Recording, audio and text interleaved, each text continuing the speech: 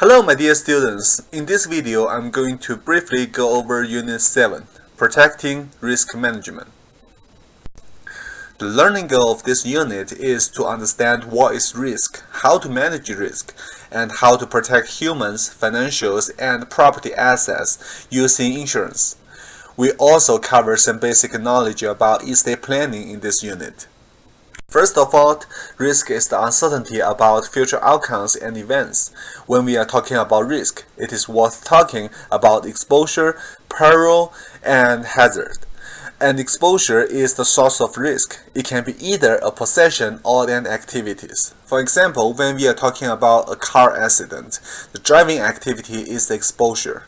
If you do not drive, you will not have the risk of the car accident. A peril is something that may cause a financial loss. The car accident itself is a good example of peril. The people involved in a car accident need to pay for medical treatment and possibly lose their human capitals because they cannot work until they recover.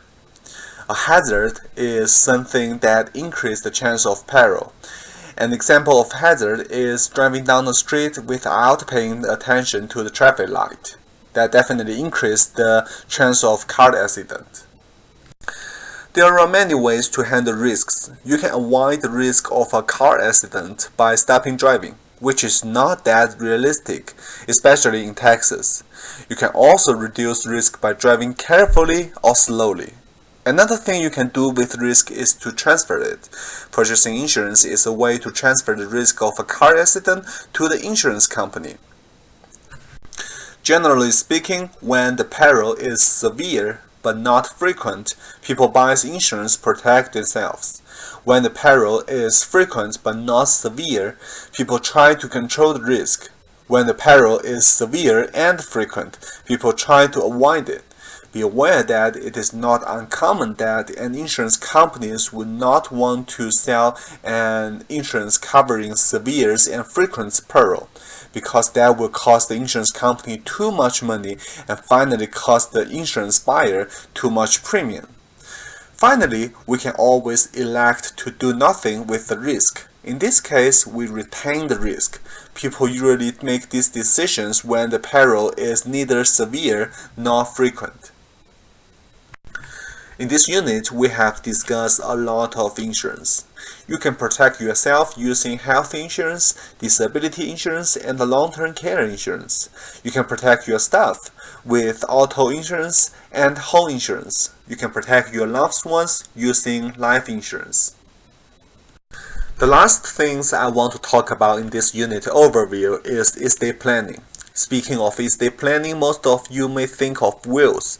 That is correct. A will is a legal document that describes how you want to distribute your property after death. The common components of a will include a declaration clause, debts and taxes, dispositions of assets, guardianship, executors and trustees, trust, no contest provision, general provisions, and residual clause.